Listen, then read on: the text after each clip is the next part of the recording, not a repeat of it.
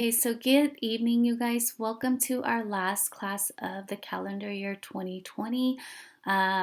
This is going to be our last meeting, and then you guys will have some assignments over the break. Hopefully, I can see you guys back in January. I don't know what your schedules are, but I do know that a majority of you guys are going to be moving into the high set math class, which is good. That just shows that you've made tremendous progress since you started the adult school. So, congratulations to those of you who, again, were able to move to another level. I am always here to help you. If you need additional help, you guys have access to my email. So just make sure that, just know that today is the last day for math, and then our start date, according to the calendar, the first day of adult school is going to be on January 19th, and that falls on a Tuesday. Okay, so please make sure you look out for your emails.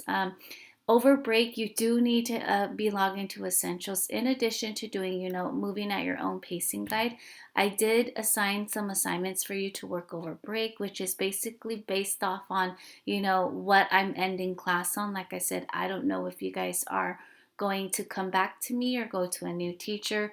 But like I said, I do know that three of you were able to move to a higher level. Okay, so these are the assignments that you'll see assigned on Essentials. It is a lot because, again, I want to make sure that you are active on it for at least 20 days, because if you're not active on the Essentials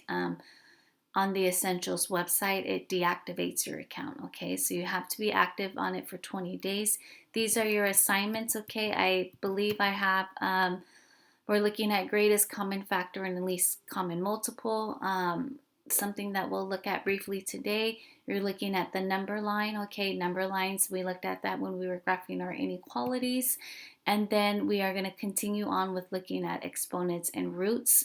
Square roots in general are what we left off on Monday. Okay, so these are your assignments. I'm going to email the PowerPoint to you guys so you guys can kind of follow along to see what your assignments are. Okay, for today's lesson, we're going to continue identifying factors of numbers that are perfect squares. So I'll list, what the perfect squares are. We're going to simplify radical expressions. So just know that in order for us to simplify them, we have to know what our radicals are. And then we're going to multiply square root expressions, okay? Let's go ahead and just review with what we did on Monday. First things first, you need to know what factors are, okay? Factors are two numbers that when they are multiplied together, they get the product of a number, or they produce the product of a number. For example, if I gave you the number 6 and I wanted you to identify factors of 6, you would identify two numbers that when we multiply it together would give me the number 6. So 1 and 6 are factors of 6 because 1 times 6 is 6.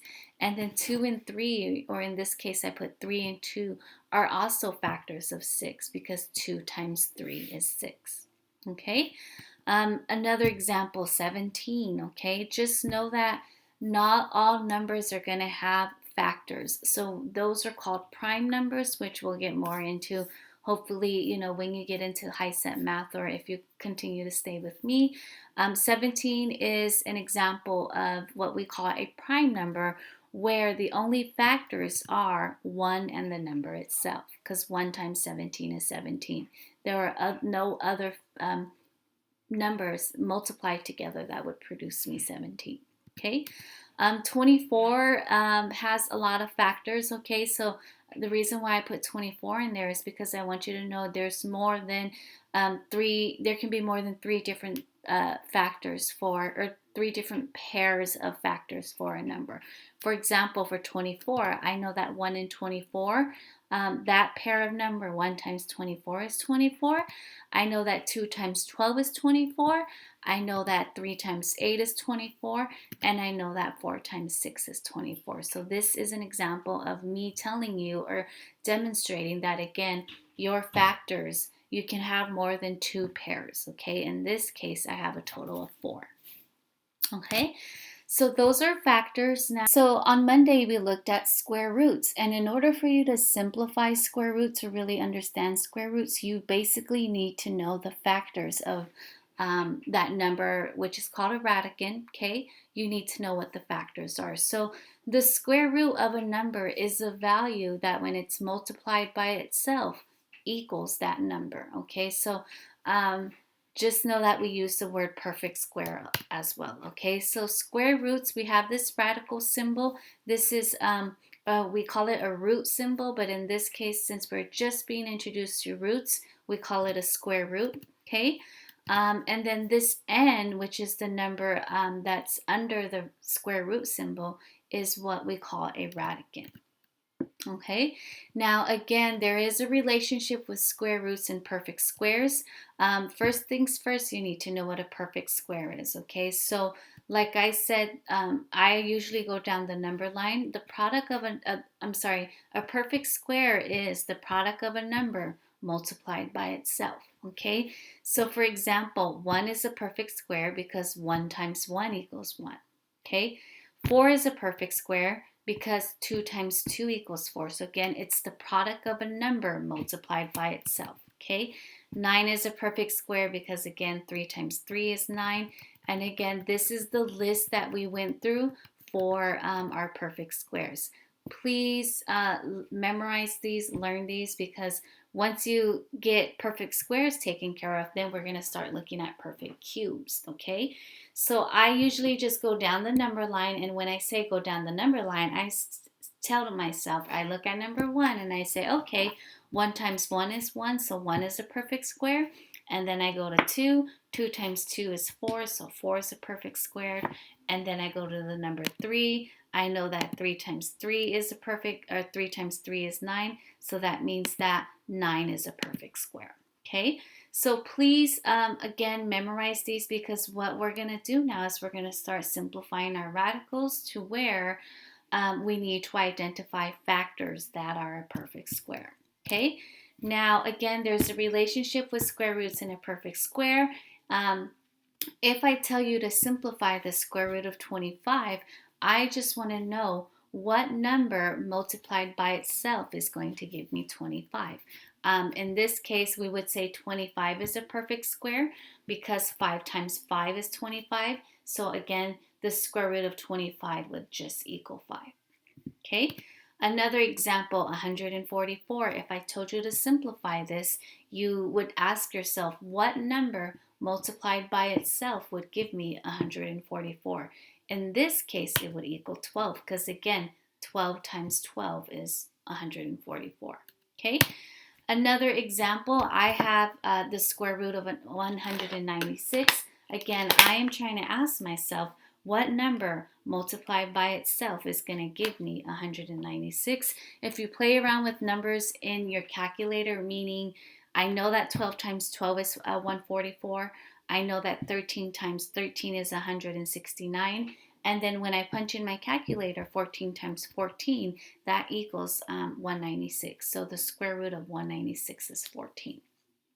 Okay, so this goes back to you playing with numbers in your head and being able to identify a perfect square. Okay, now this is where we left off on Monday, where you're not always going to have a perfect square. Meaning, if I look at problem 1, I know that there's no number multiplied by itself that is going to give me 32. For example, 4 times 4 is 16, 5 times 5 is 25, and then 6 times 6 is 36. So again, I don't know any other factors that, again, if I were to multiply it by itself, would give me 132. So we left off class with you practicing identifying factors of the radicals. So that's what we're going to do today. The first part is we are going to simplify our radical expressions, or in other words, our square root, okay?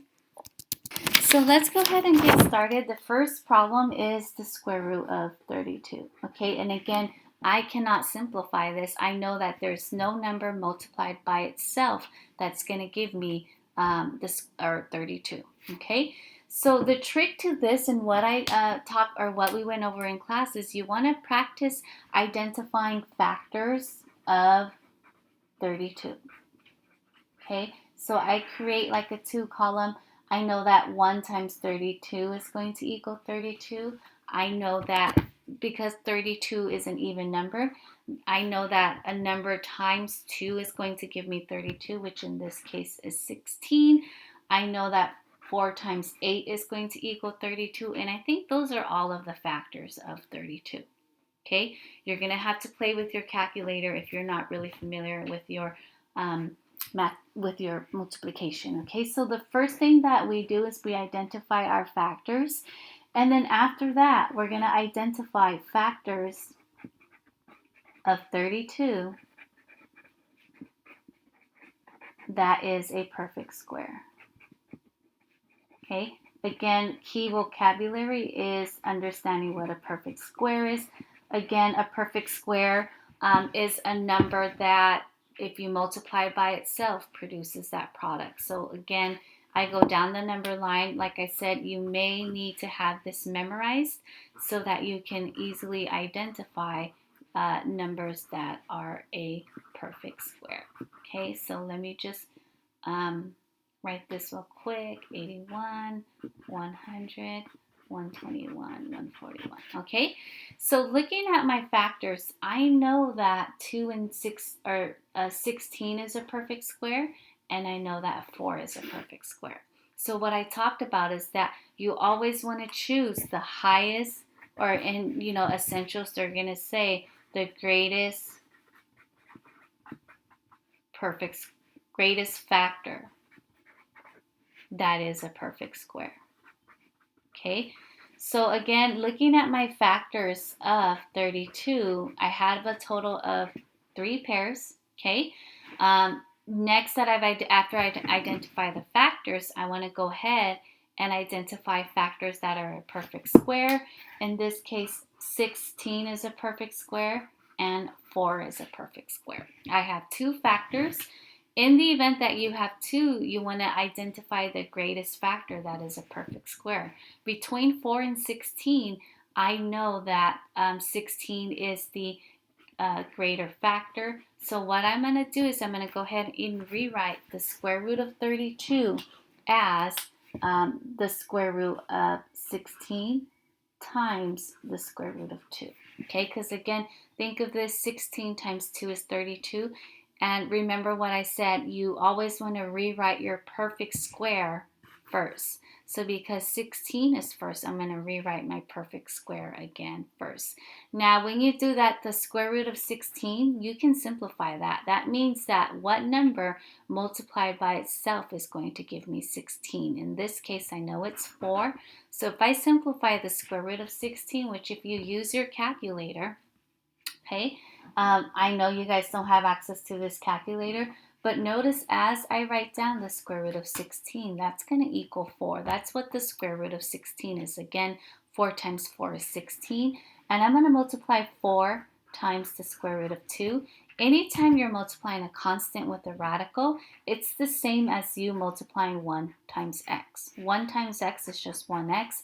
In this case, 4 times the square root of 2 is just going to be 4 root 2, and this would be your final answer. Okay, and you're more than welcome to pause whenever you feel like it. I'm just going to go ahead and continue. Let's go ahead and continue simplifying my radicals. Here in this case, I want you to simplify the square root of 150. Okay, again, I know looking at my perfect square list that I cannot simplify that because again, there's no number multiplied by itself that's going to give me 150. Okay, so this is where we go ahead and create or identify all of our factors.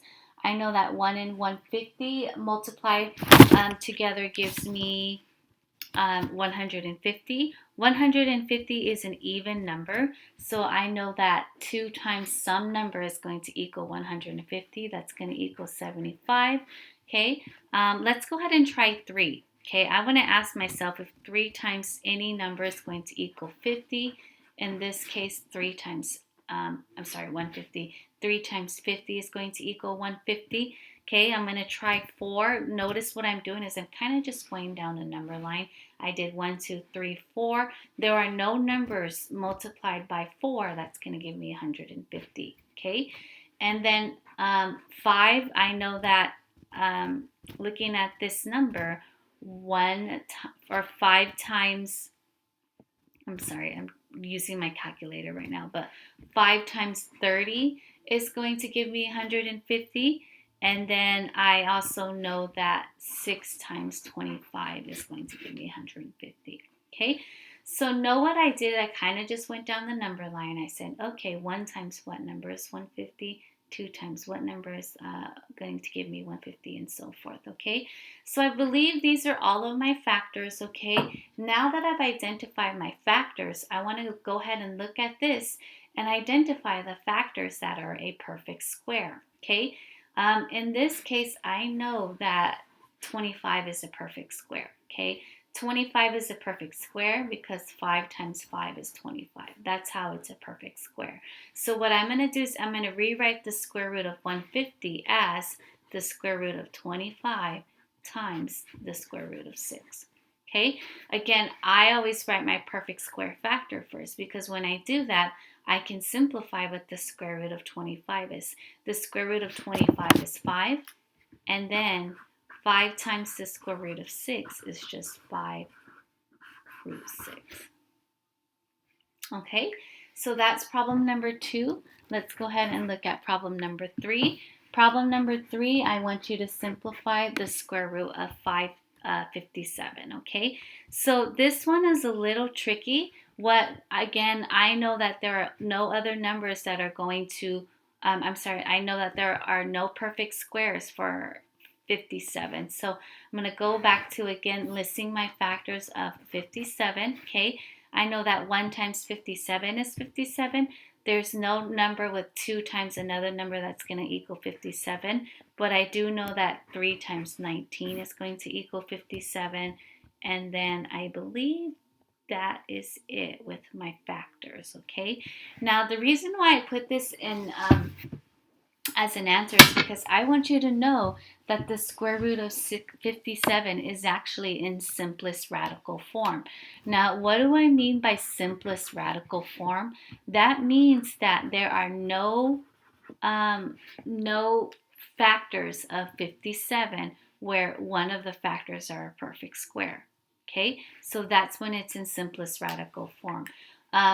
Just some basic examples: the square root of 5, the square root of 7, the square root of 15. All of these are all in simplest radical form because, again, when I think of factors of 5, I don't have any factors that are a perfect square. If I think of 7, I don't have any factors that are a perfect square. If I think of 15, again, there are no factors of 15 that's a perfect square. The square root of 21 is also in simplest radical form. So these are examples of what I mean by simplest radical form. Again, no factors that are a perfect square. Okay, let's go ahead and do one last problem. You are going to continue simplifying radicals when we start this process of multiplying. Okay, so looking at problem 4 is a very high number, which was very challenging for me. I want you guys to know that, again, oops, 536. It's actually 530, the square root of 537.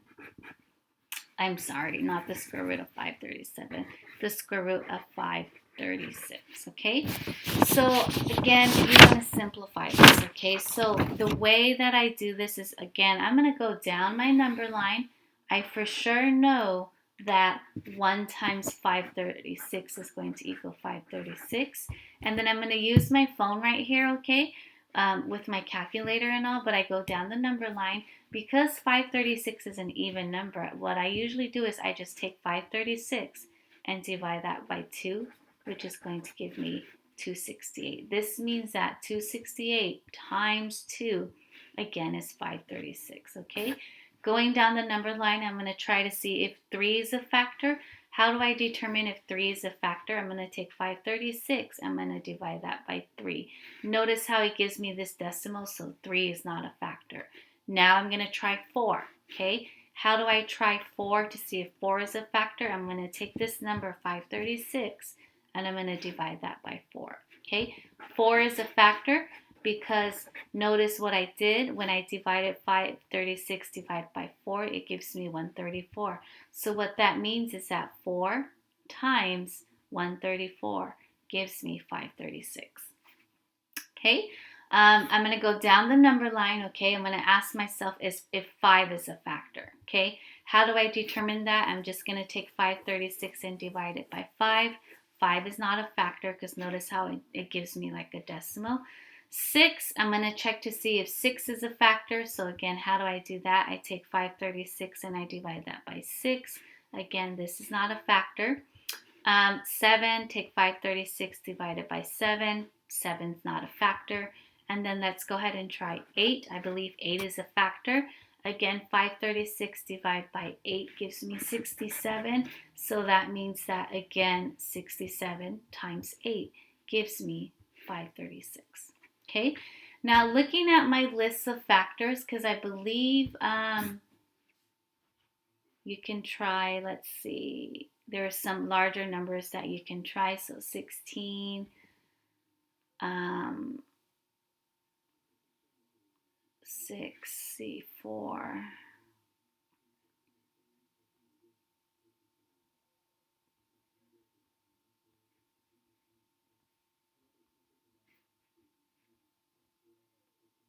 Okay.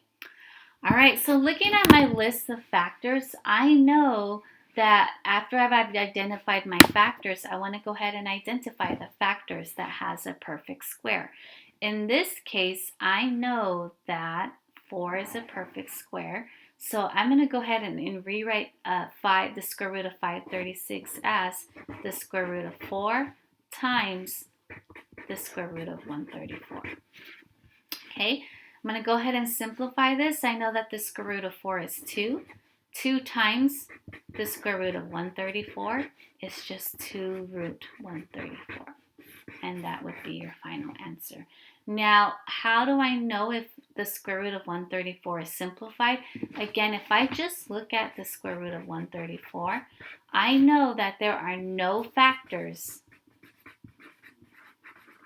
of 134 where one of them is a perfect square. Okay, that's how I know that it is simplified. Okay, so we're going to continue simplifying our square root expressions, but we're going to include an additional step where you're going to learn how to multiply them, okay? Because once we multiply our expressions, we're going to go back to this habit or this practice of, again, simplifying our expressions, okay? Here are some notes. You'll see that multiplying square roots are very, very similar to multiplying our fractions. To multiply our square roots expressions, you're going to multiply the factors outside of the radical signs together and multiply the radicands together, okay? The index stays the same. I'm going to go ahead and just do some examples with you where, again, we're going to multiply the factors outside of the radical signs and the factors and then multiply the radicands together. So again, the first set is just us, again, practicing multiplying our radicals, okay? And again, the radicals is the same thing as our, I don't want to say square root, I'm just going to say roots.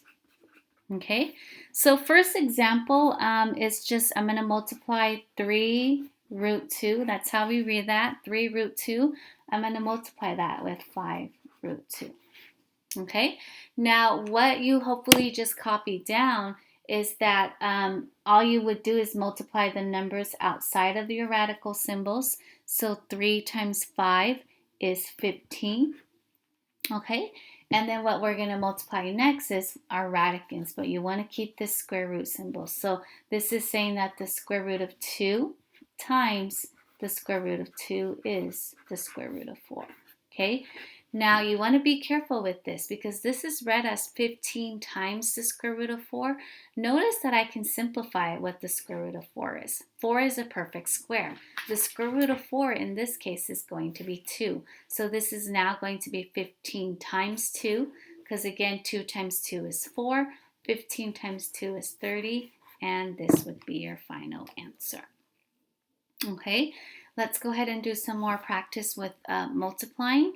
Here I have 4 root 5.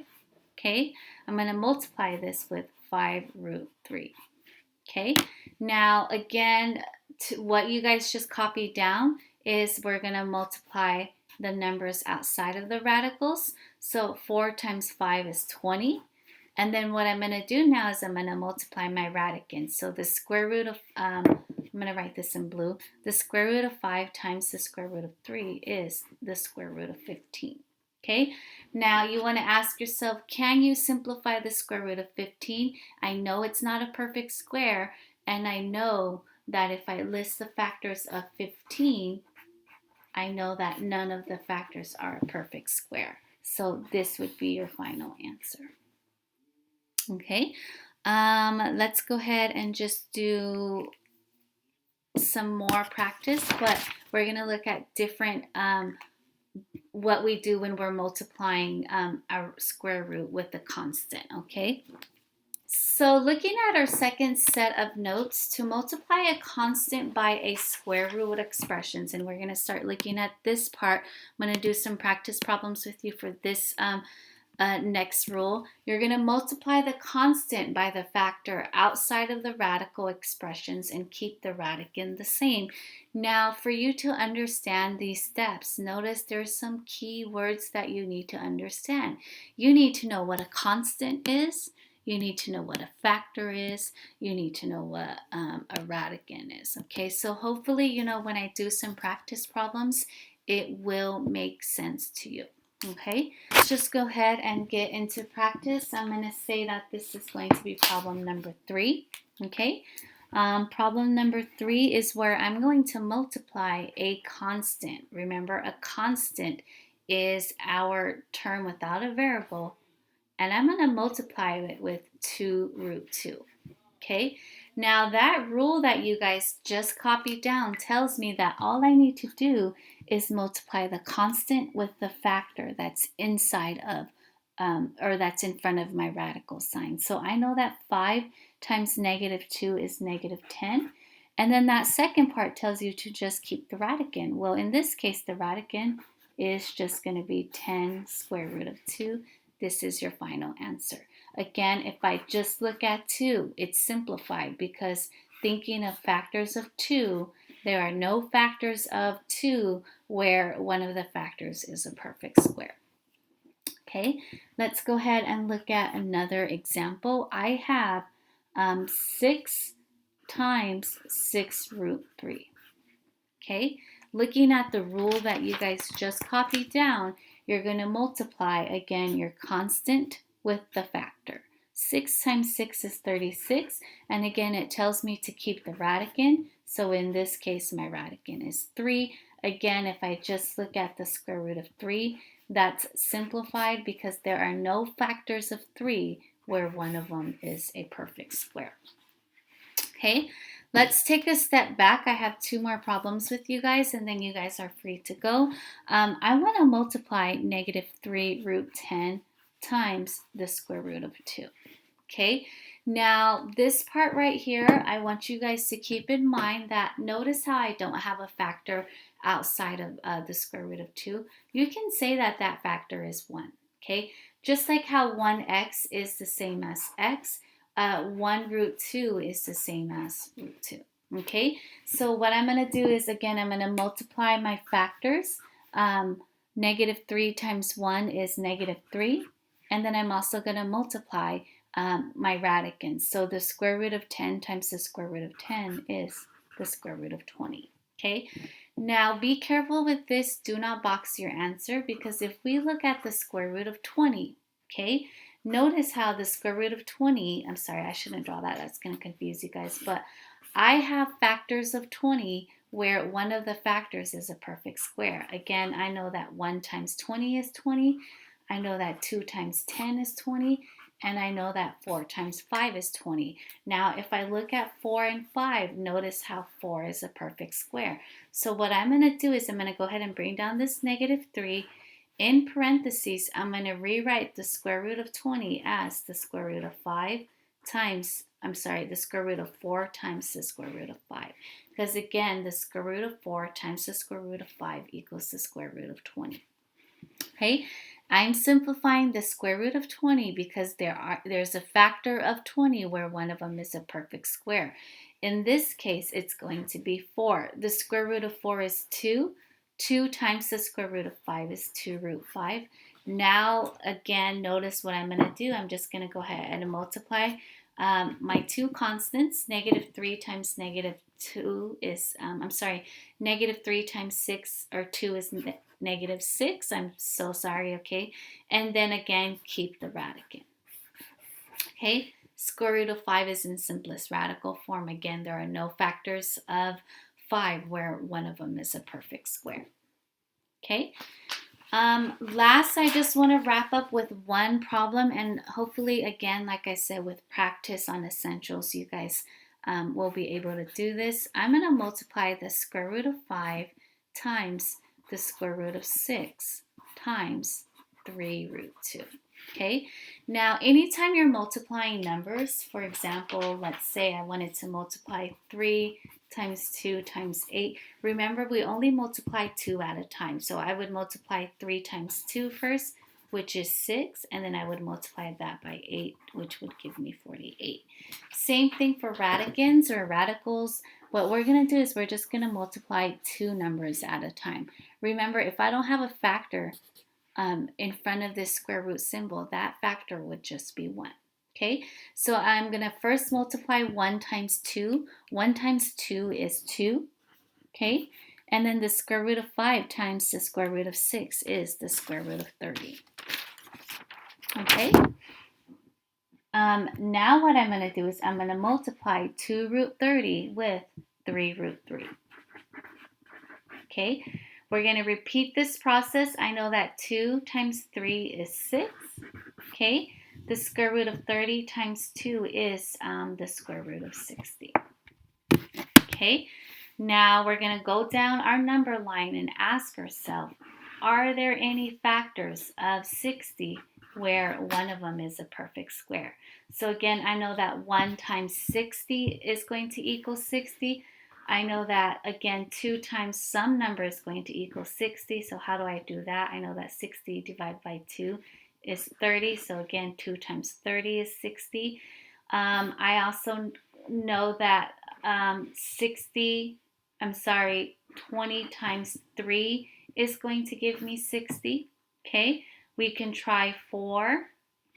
Wow, 60 has a lot of factors. I'm sorry, I didn't know that. But 4 times 15 is going to give me 60. And then I know that 5 times 12 is going to give me 60 as well. Okay, I'm going to stop here because I see a perfect square. Okay, I know that 4 is a perfect square.